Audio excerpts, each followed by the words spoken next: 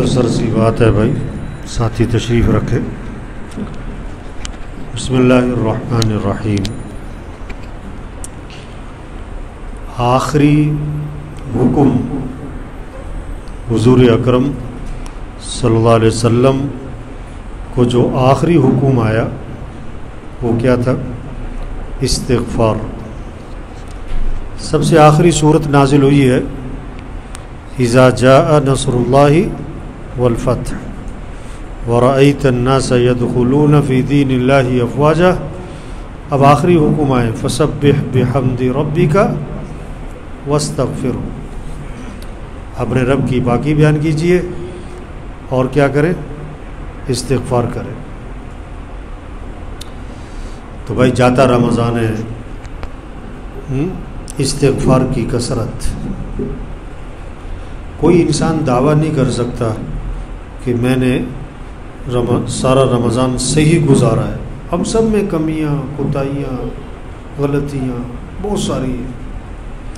یہ استغفار ایک بہت بڑی نعمت ہے کہ عمل کے آخر میں جب استغفار ہوگا تو عمل میں جو کمی، کوتاہی، قصور ہوئے ہیں وہ استغفار کی برکت سے کیا ہو جائیں گے؟ اس کا ازالہ ہو جائے گا۔ استغفار کی کثرت کریں۔ مولانا الیاس صاحب رحمۃ اللہ علیہ فرماتے ہیں ہر عمل کا جزو آخر، ہر عمل کا جزو آخر اعتراف تقصیر اور خشیت رد ہونا چاہیے۔ کیا کہا؟ ہر عمل کا جزو آخر اعتراف تقصیر، اپنی کمی کوتاہی کا اعتراف ہو، اور خشیت رد، ڈر ہو کہ کہیں یہ عمل اللہ کے ہاں سے رد نہ کر دیا جائے۔ نماز قبول بھی ہوتی ہے، منہ پہ بھی مار دی جاتی ہے، روزے قبول بھی ہوتے ہیں، اور بعض لوگوں کو سوائے بھوکا پیاسا رہنے کے کچھ بھی نہیں ملتا ہے۔ اس لیے بھائی رمضان کی آخری گھڑیاں ہیں، استغفار کی کثرت کریں، خود بھی گھر میں بھی فضا بنے اللہ سے معافی مانگنے کی۔ ایک تو ہمارے گناہ ہے نا، اس پہ استغفار، ہماری تو نیکیاں بھی ایسی ہیں کہ اس پر بھی کیا ہو، اس پر بھی کیا ہو، استغفار بھی ہو۔ اتنی غلطیاں ہوتی ہیں، اللہ سے معافی مانگے۔ اچھا، شب قدر کا وظیفہ بھی کیا ہے؟ معافی مانگنا ہی ہے۔ حضرت عائشہ رضی اللہ عنہ نے عرض کیا نا اللہ کے رسول شب قدر میں کیا دعا مانگے؟ تو آپ نے کوئی لمبا چوڑا وظیفہ نہیں بتایا، فرمایا یوں کہو اللہم انک عفو تحب العفو فاعف عنی، اللہ تو معاف کرنے والا ہے، معافی کو پسند فرماتا ہے، کیا کر دے؟ معاف کر دے۔ یہ نہیں کہ اپنے بڑے روزے رکھے قبول فرما، بڑی تراویحیں پڑھی ہیں قبول فرما، بڑے صدقے کیے ہیں اور بڑے ہم نے نفلیں پڑھی ہیں اور بڑے ہم نے قرآن ختم کیے اور بڑے ہم نے، نہیں، اللہ بس ہم قصوروار ہیں، تو ہے معاف کرنے والا اور معافی کو پسند فرماتا ہے، ہمیں معاف کر دے۔ اچھا، معافی میں دو چیزیں ہیں، بلکہ تین چیزیں ہیں معافی میں۔ پہلی چیز ہے استغفار، جو کمی کوتاہی ہوئی اس پر معافی مانگنا۔ دوسری چیز ہے توبہ، آئندہ اس گناہ سے بچنے کا عزم کرنا۔ آج اکثر لوگ استغفار کرتے، توبہ نہیں کرتے۔ حج پہ گئے، بڑی معافیاں مانگ رہا ہے اور آگے پھر گناہ کر رہا ہے۔ اعتکاف میں بیٹھا ہے، بڑی معافیاں مانگ رہا ہے اور پھر گناہ کر رہا ہے۔ رمضان میں بڑے استغفار ہو رہا ہے، پھر توبہ کیا ہے؟ آئندہ گناہوں سے بچنے کا عزم۔ ہاں، آج تک جھوٹ بولتے رہے، چلو اس پر تو معافی مانگو، اب تو جھوٹ سے توبہ کرو، آئندہ نہیں بولوں گا۔ آج تک گالی دیتے رہے، اس پر معافی مانگو، آئندہ گالی نہیں دوں گا، یہ عزم کرو، یہ توبہ ہے۔ آج تک ماں باپ کی نافرمانی کرتے رہے، چلو اس سے معافی مانگو، آئندہ ماں باپ کا فرما بردار بنوں گا، یہ عزم کرو۔ آج تک نماز میں غفلت رہی، استغفار، معافی مانگو. آئندہ 5 نمازیں پڑھوں گا. بہت سے لوگ رمضان کے بعد نظر ہی نہیں آتے. یہ بہت ساری جو رونق ہے مسجد میں، یہ کیا ہے؟ رمضان کی برکت ہے. رمضان چاہتا ہے تو یہ رونق بھی ہے. بہت سارے نا رمضانی نمازی. کون سے نمازی؟ جیسے رمضانی حافظ ہوتے ہیں.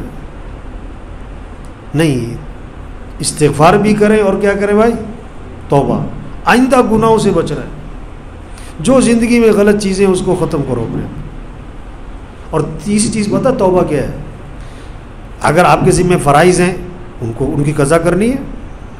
نماز ہے، روزہ ہے، زکوٰۃ نہیں دیتے رہے آج تک، معافی مانگو. آئندہ زکوٰۃ دینے کا عزم کرو. اور جو اتنے سال زکوٰۃ نہیں دی اس کی زکوٰۃ دو. اتنی نمازیں نہیں پڑھی، وہ نمازیں قضا کرو. کسی کا اپنے حق دبایا ہوا تھا، معافی مانگو. اور آئندہ عزم کرو کہ آئندہ دوں گا. اور آج تک جو نہیں دیا اس کو واپس کرو. یہ بہت سے لوگ سمجھتے ہیں معافی مانگنے کا مطلب کہ جو لوگوں کے پیسے دینے تھے وہ بھی ختم. نہیں نہیں نہیں نہیں نہیں، جو پیسے دینے وہ تو دینے. ہاں، پیسے دینے لوگوں کے. ہاں، وہ معافی مانگنے سے صرف وہ جو گناہ ہوا وہ ختم ہوگا. وہ حق نہیں معاف ہوگا، پیسے تو دینے پڑیں گے. ہاں، اس لیے میرے بھائیو، پتہ نہیں اگلا رمضان ملنا ہے کہ نہیں ملنا ہے.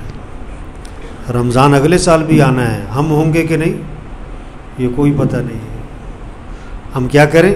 توبہ کریں، اپنی زندگی بدلیں، اپنی غلطیاں پکڑیں. دوسروں کی نہیں پکڑو، اپنی اپنی پکڑو.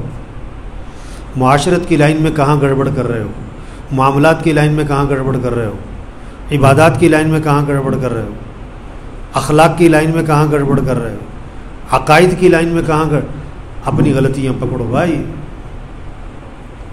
سب سے آسان کام ہے دوسرے کی غلطی پکڑنا، سب سے مشکل کام ہے اپنی غلطی پکڑنا. بعض لوگ عبادات پہ بہت زور دے رہے ہیں، معاملات صحیح نہیں ہے. بعض لوگ معاملات پہ بہت زور دے رہے ہیں، اخلاق ٹھیک نہیں ہے. بعض لوگ اخلاق پہ بہت زور دے رہے ہیں، عبادات ٹھیک نہیں ہے. یہ ساری چیزیں لو بھائی، ایمانیات بھی ہوں، عبادات بھی ہوں، اخلاق بھی صحیح ہوں، معاملات بھی صحیح ہوں، معاشرت بھی صحیح ہو. اچھا عجیب بات ہے، قرآن میں جو سب سے لمبی آیت ہے مقدار کے اعتبار سے، وہ عبادات سے متعلق نہیں ہے. ہاں، اور توحید سے متعلق بھی نہیں ہے. سب سے لمبی آیت قرآن کی جو ہے وہ کس سے متعلق ہے؟ معاملات. معاملات، لین دین صاف ستھرا رکھو. کہ جب کسی سے معاملہ کرو تو اس کو کیا کرو؟ لکھو. لکھنا نہیں آتا تو کسی سے لکھواؤ، جس کو لکھنا آتا ہے وہ صحیح سے لکھے. 2 گواہ بیچ میں ڈالو، 2 مرد نہیں ہے تو 1 مرد اور 2 عورتیں. یعنی معاملات سے متعلق جو آیت ہے یہ سب سے لمبی آیت ہے. بہت ساروں کے معاملات میں بہت گڑبڑ ہے. ایک صحابی نے عرض کیا، حضور مجھے ایسا عمل بتلائیں کہ میں مستجاب الدعوات بنوں، میری ہر دعا قبول ہوا کرے. آپ نے مختصر جواب دیا، اپنی کمائی کو پاکیزہ بناؤ، تمہاری ہر دعا قبول ہوا کرے گی. کسی کا حق نہ دبانا. ڈاکو صرف وہ نہیں ہے جو بندوق دکھا کے پیسے چھین لیتا ہے. جو بہنوں کو وراثت میں حق نہیں دے رہے، یہ بھی کیا ہے؟ یہ بھی کیا ہے بھائی؟ یہ بھی ڈاکو ہیں، لیکن یہ بڑے مہذب قسم کے ڈاکو ہیں. یہ کون سے ڈاکو ہیں؟ ہاں، جنہوں نے بہنوں کو حق نہیں دیا. یہ حرام کھا رہے ہیں. آپ 100 مسلمانوں سے پوچھو بہنوں کو حق دیا، 90 نکلیں گے جنہوں نے نہیں دیا. پھر کہتے ہیں دعائیں قبول نہیں ہوتی. دعا کہاں سے قبول ہو؟ گھر میں پریشانیاں بہت ہیں، بہنوں کی بددعائیں لگی ہوئی ہیں، پریشانیاں کہاں سے ختم ہوں؟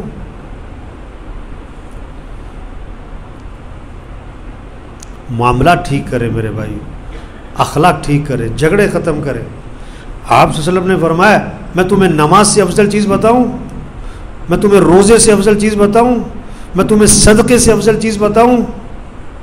صحابہ نے اس کے حضور کیوں نہیں بتائیں؟ فرمایا آپس میں اتفاق سے رہنا یہ نماز اور روزہ اور صدقے سے بھی افضل ہے. اور یہ آپس کی نا اتفاقیاں یہ موڑ دینے والی چیز ہے. جسے اس طرح بالوں کو موڑ دیتا ہے، یہ نا اتفاقیاں نیکیوں کو موڑ کے رکھ دیتی ہیں۔ اس لیے بھائیو آگے عید آ رہی ہے، عید کا پیغام پتہ کیا ہے؟ جھگڑے ختم کرو، جھگڑے ختم کرو، جھگڑے ختم کرو۔ خوشی کا دن ہے، تو کیا خوشی کہ جس میں بھائی سے لڑائی ہو؟ وہ کوئی خوشی ہے؟ بہن سے لڑائی ہو؟ بہت ساروں کی تو بیوی سے لڑائی ہے۔ یہ کتنوں کی بیویاں ناراض ہو کے گئی ہوئی ہیں، کتنوں کی بہویں ناراض ہو کے گئی ہوئی ہیں۔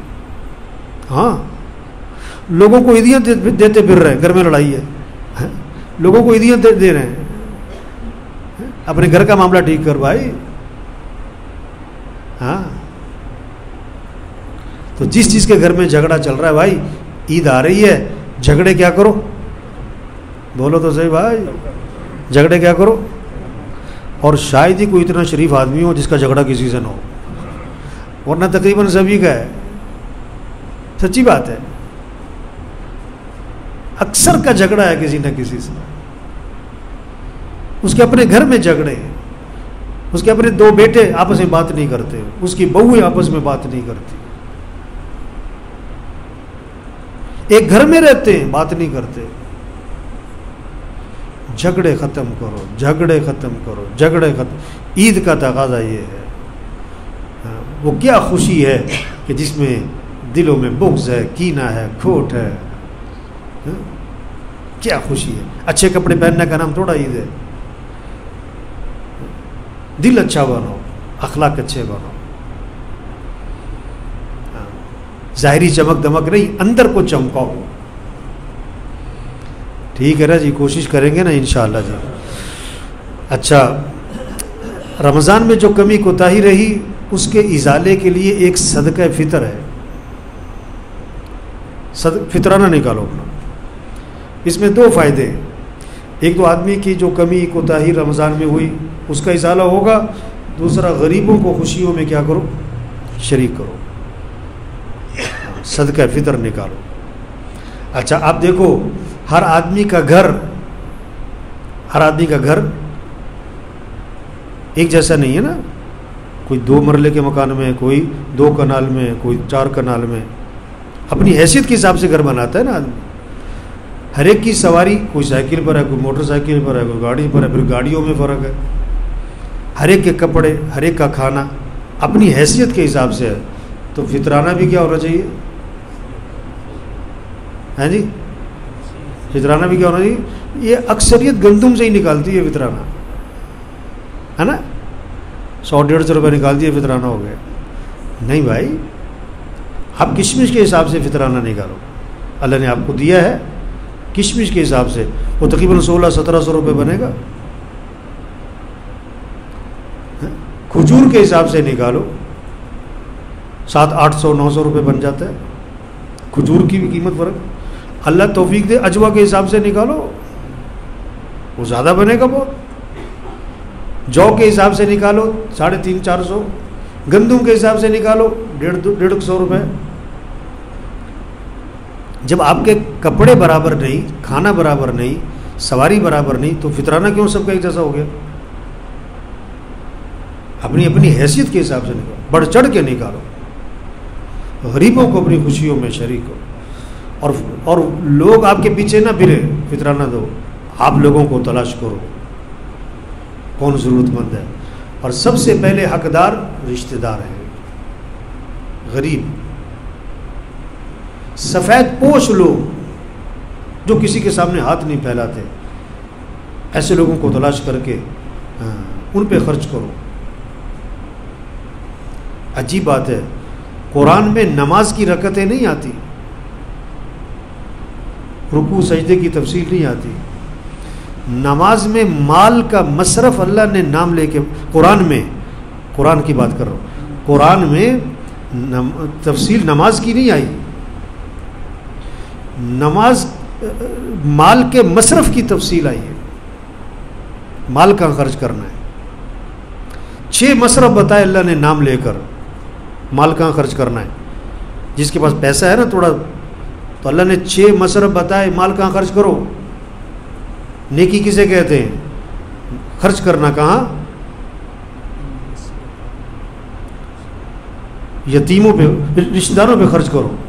وآت المال علی حبہ ذوی القربى رشتہ دار والیتامى یتیم والمساکین ضرورت مند لوگ وابن السبیل بعض سفر میں مصیبت میں آ جاتے ہیں والسائلین مانگنے والوں کو بھی دو. مانگنے والوں میں 2 قسم کے لوگ ہوتے ہیں. بعض عادی ہوتے ہیں, بعض ضرورت مند ہوتے ہیں, بعض نے پیشہ بنایا ہوتا ہے. اب دیکھو مانگنے والے بہت ضرورت مند بھی ہوتے ہیں, سارے پیشہ ور نہیں ہوتے. مانگنے والوں کو بھی دو. وہ پھر رقاب گردنیں آزاد کراؤ. اس میں 2 مصرف ہے, قیدی اور مقروض.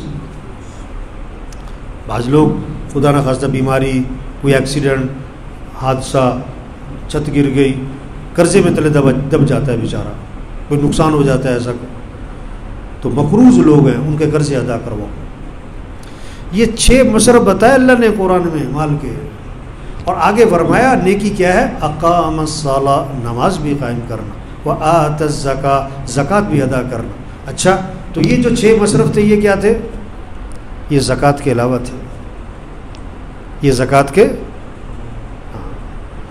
تو بھائی 3 باتیں کی میں نے. رمضان کا آخر ہے, استغفار کی کثرت کریں. عید آ رہی ہے, جھگڑے کیا کریں؟ کون کون ختم کرے گا بھائی؟ کب کریں گے؟ ایک بندہ کہتا ہے عید تو بعد کریں گے. نہیں عید تو پہلے کر دیں. ہاں جھگڑے ختم کر. تیسری بات فطرانہ, اپنی حیثیت کے حساب سے. گندم سے فطرانہ یہ کس کے لیے؟ جو مالی اعتبار سے کمزور ہے ان کے لیے چلو وہ گندم سے نکال دیں.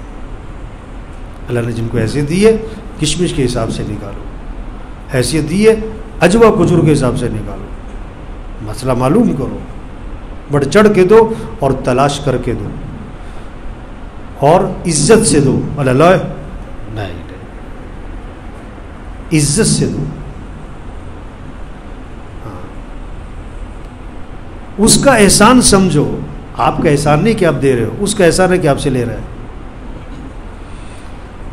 ہر چیز کے آداب ہوتے ہیں.